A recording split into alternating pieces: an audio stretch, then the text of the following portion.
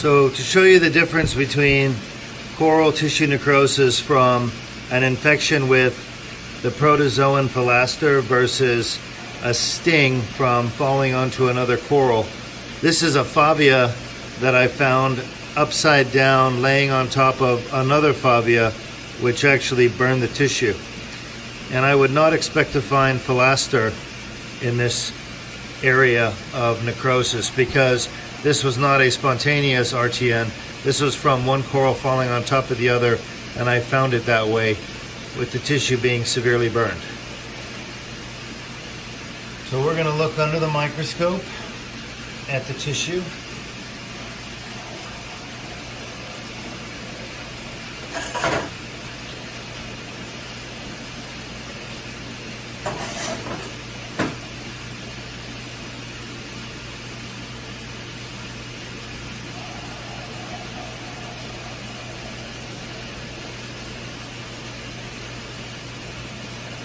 I'm going to take you to the area of necrosis.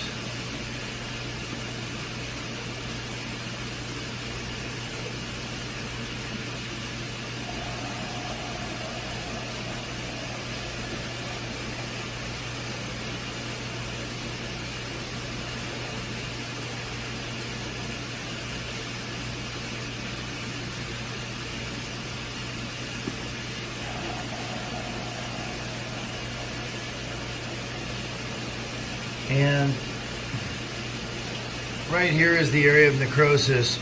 You have normal tissue here, you have the dead skeleton or dead tissue that's been sloughed off here, and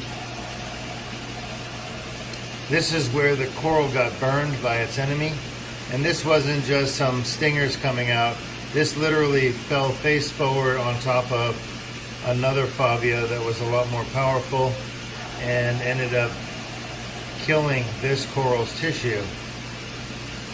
And you can see, unlike the situation where we have rapid tissue necrosis from an infection that is spontaneous necrosis, here we actually have no evidence of philaster anywhere along the area of dead tissue or the RTN zone.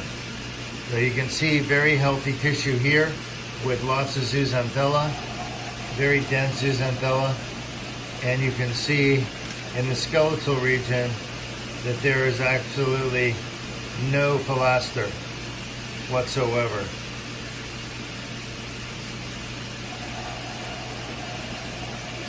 So again, the absence of philaster in the RTN zone tells you that this is not an infectious RTN. This is actually tissue loss from the coral being stung by another coral, which I found on top of each other.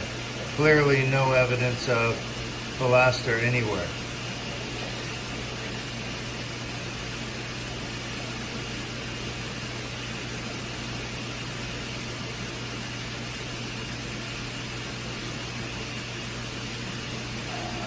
Now there is a different kind of protozoan here, and that type of protozoan is what I believe is just cleaning up the dying tissue. You also have a black bug here and another black bug here.